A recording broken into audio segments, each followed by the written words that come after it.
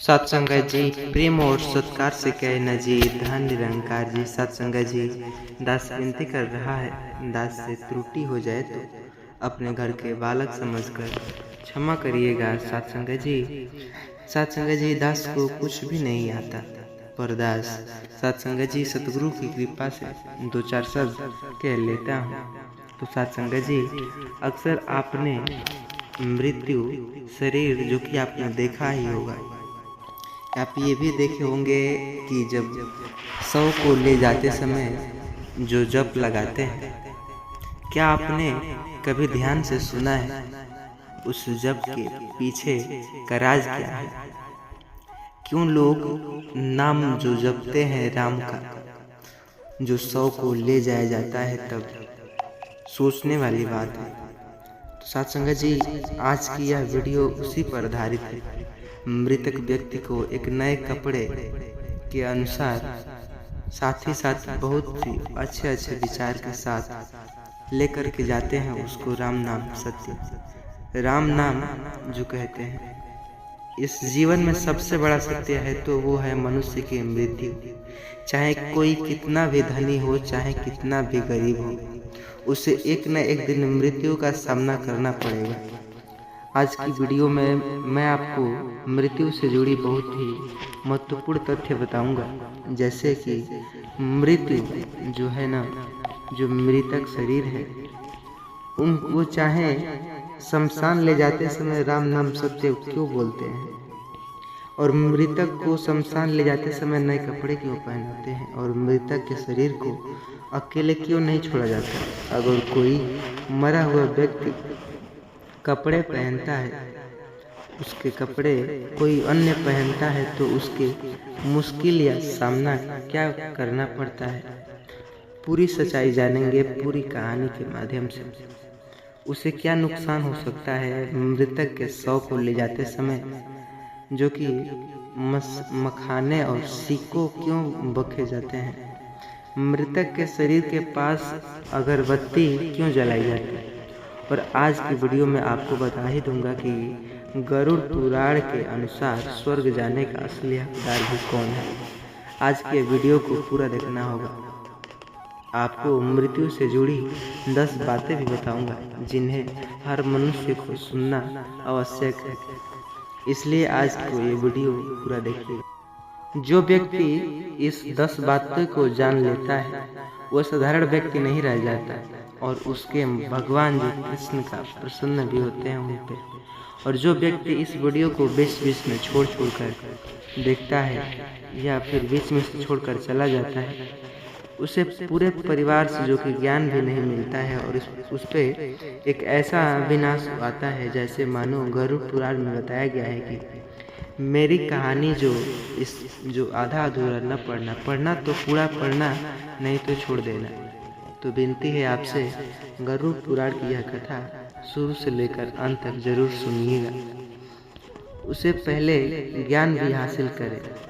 सबसे पहले भगवान कृष्ण भी रूठे थे, इसलिए आज की वीडियो को पूरा अवश्य देखिएगा। चलिए यह सब बातें को जो आपने एक कथा के माध्यम से बताऊंगा। जो कथा प्रारंभ करते समय, एक समय की बात है, एक गांव में एक राजेश नाम का आदमी रहा करता था। एक बार उसके गांव में दुकानदार जो कि लाला की मृत्यु हो जाती है। राजेश लाला की अंतिम यात्रा में जाते हैं तो देखते हैं राजेश के मन में एक सवाल खटखटाता है, जब किसी मृतक के शरीर को ले जाया जाता है तो राम नाम सत्य क्यों बोला जाता है। राजेश लाला की अंतिम यात्रा से वापस आता है, और इस बात का उत्तर जानने के लिए गांव से बाहरी अनेकों प्रकार के जो ब्रह्मज्ञान प्राप्त सभी संत भक्तों के पास पहुंचते हैं और पूछते हैं इसका सवाल का जवाब। हे प्रभु, जब किसी मृतक शरीर को अंतिम संस्कार के लिए लेकर जाया जाता है तो राम नाम सत्य क्यों बोला जाता है, और मृत्यु के ऊपर जो मसाखाने और सिक्के क्यों बरसाते हैं। बाबा सभी महात्मा संत जो कि जवाब देते हुए कहते हैं, बेटा आज मैं तुम्हें मृत्यु से जुड़ी सभी बातें बताऊंगा और अंत में तुम्हें यह भी बताऊंगा मृत्यु के शरीर को ले जाते समय राम नाम सत्य क्यों बोला जाता है। उससे पहले तुझे मुझसे वादा करना होगा कि इन बातों को अंत तक पूरा सुनूंगा। राजेश कहता है हाँ बाबा, मैं सुनूंगा अवश्य। वह सभी जो बातें थे बताए मुझे, मैं अंत तक सुनूंगा। पहले तुझे मैं एक बात बता देता हूँ, मृतक व्यक्ति को नए कपड़े क्यों पहनाए जाते हैं। गरुड़ पुराण के अनुसार मृत्यु के बाद आत्मा को नई यात्रा पर निकलना होता है। इस यात्रा में जो आत्मा को गंगा जल से स्नान करके साफ सुथरे कपड़े पहनाकर अंतिम यात्रा जो कि आत्मा यात्रा के लिए प्रस्थान करते हैं। पुराने कपड़े इसलिए नहीं पहनाए जाते क्योंकि पुराने कपड़े आत्मा के लिए नकारात्मक ऊर्जा और बुरी आदतों या बुरी यादों का प्रतीक होता है। इस मृतक को नए कपड़े पहनाए जाते हैं। मृतक जो होते हैं बहुत ही क्या बोला जाए। उनसे पहले मैं आपको अगली बात बता दूं, उससे पहले आप हमारे इस चैनल पर नए होंगे सब्सक्राइब जरूर से कर लीजिएगा, क्योंकि हम आपको इतनी मेहनत से ध्यान की वीडियो बना रहा हूँ। आप भी चैनल से जुड़ जाइए सब्सक्राइब करके। तो साथ संगत जी, आज आप चैनल को जरूर से जरूर सब्सक्राइब कर दीजिए। अगली बात है कि राजेश को यह पता चला कि स्त्रियां शमशान घाट क्यों नहीं जाती। गरुड़ पुराण में स्त्रियों का शमशान घाट जाना वर्जित माना गया है। इसके पीछे का कारण है क्योंकि शमशान घाट में आमतौर पर नकारात्मक आत्माएं भटकती हैं, जो कमजोर मानसिकता स्थिति वालों के साथ खास तौर पर स्त्री को वह आत्मा नुकसान पहुंचा देती है। इसलिए स्त्रियां शमशान घाट नहीं जाती। अब बाबा की बात आता है, जो संत महात्मा ने राजेश को अगली बात बताते हुए कहते हैं, अगर किसी के घर शाम की मृत्यु होती है तो उसे मृतक का शरीर को सुबह तक ही रखना पड़ता है। उस दौरान मृतक के शरीर को अकेले नहीं छोड़ा जाता। इसके पीछे भी एक बहुत बड़ा कारण है। अगर मृतक को अकेला छोड़ दिया जाता है तो उसे एक मृत के शरीर को नकारात्मक आत्माएं नुकसान पहुंचा सकती है और कोई बाबा भी उसे शरीर को चुरा कर ले जाया जा सकता है। इसलिए मृतक के शरीर को केवल नहीं छोड़ा जाता। रमेश से अघोरी बाबा कहते हैं, एक बहुत ही प्रसिद्ध बाबा थे अघोरी बाबा। वो बोलते हैं, अब मैं तुम्हें यह बता देता हूँ कि कोई मनुष्य मर जाता है तो उसके वस्त्र पहनने से क्या होता है।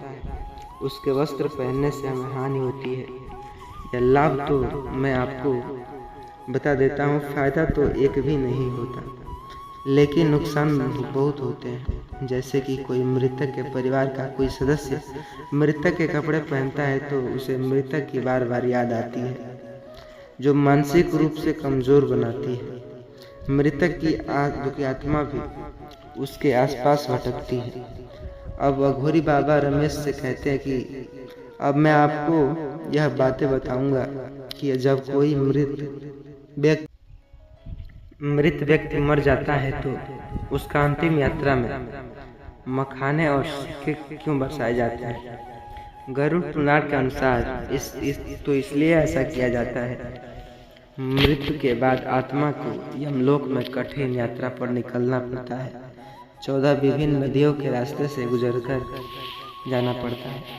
पैसे और मखाने बखेरने का अर्थ होता है जब यात्रा पर हो तो आत्मा को किसी सामग्री की कमी ना हो और आत्मा अपनी यात्रा आसानी से समाप्त कर ले। अब मैं आपको यह बता देता हूँ कि मृतक के शरीर के पास अगरबत्ती क्यों जलाई जाती है।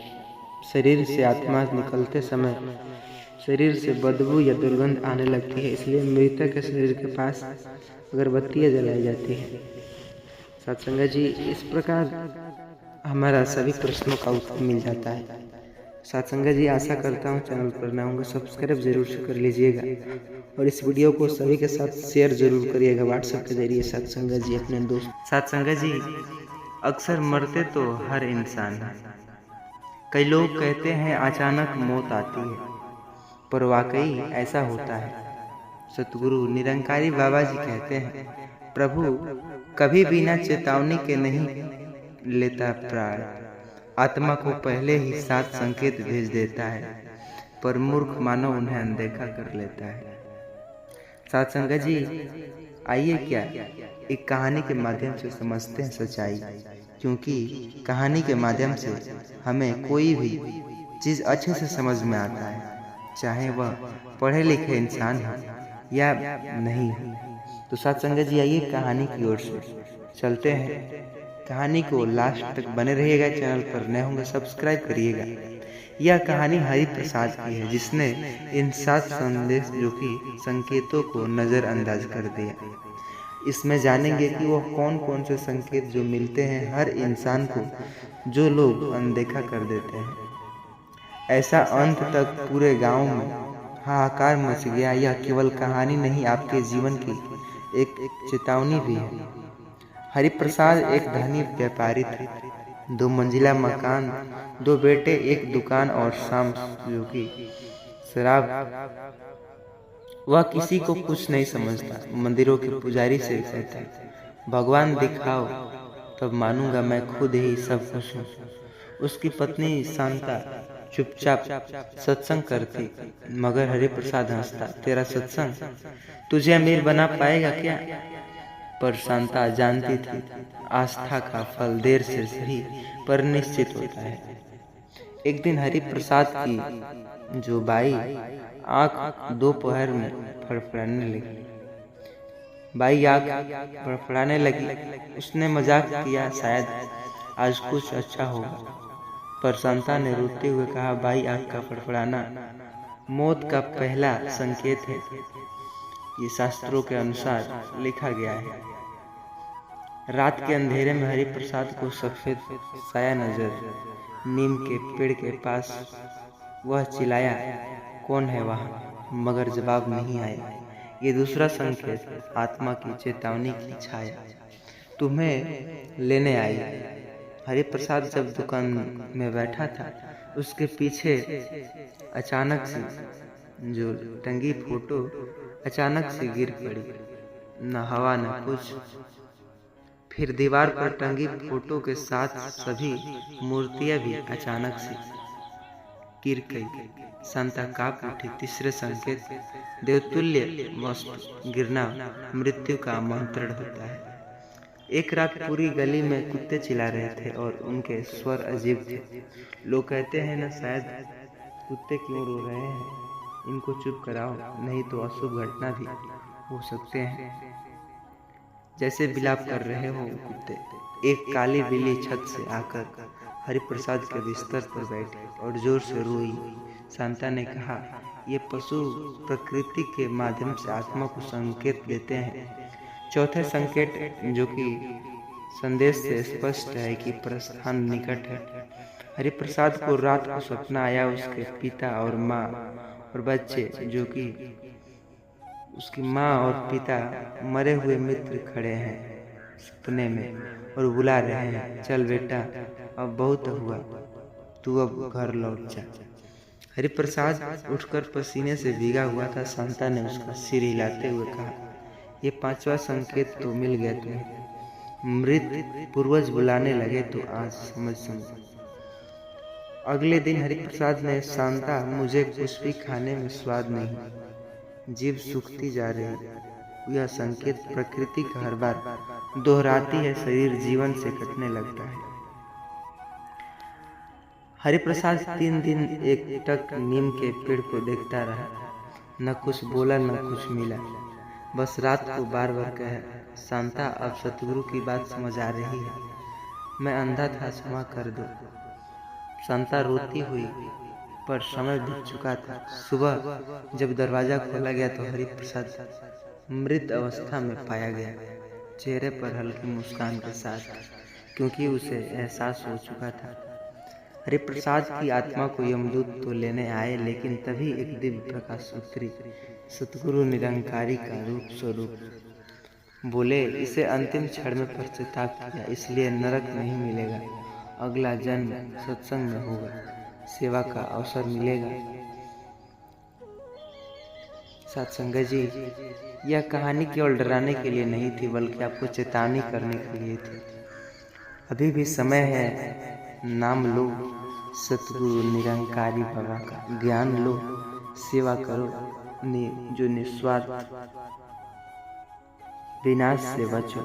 अगर कहानी आपके मन को झकझोर दी होगी तो आप इसे आगे भेजो व्हाट्सएप के जरिए सभी दोस्तों के साथ। चैनल को सब्सक्राइब करें, क्योंकि सतगुरु का संदेश जितना फैलाएंगे उतना कम ही होगा हमारा। जितना फैलाएंगे उतना हमें पुण्य का भाग्य मिलेगा। अगर ऐसी ही कहानी चाहते हैं तो ज़रूर से ज़रूर सब्सक्राइब करें।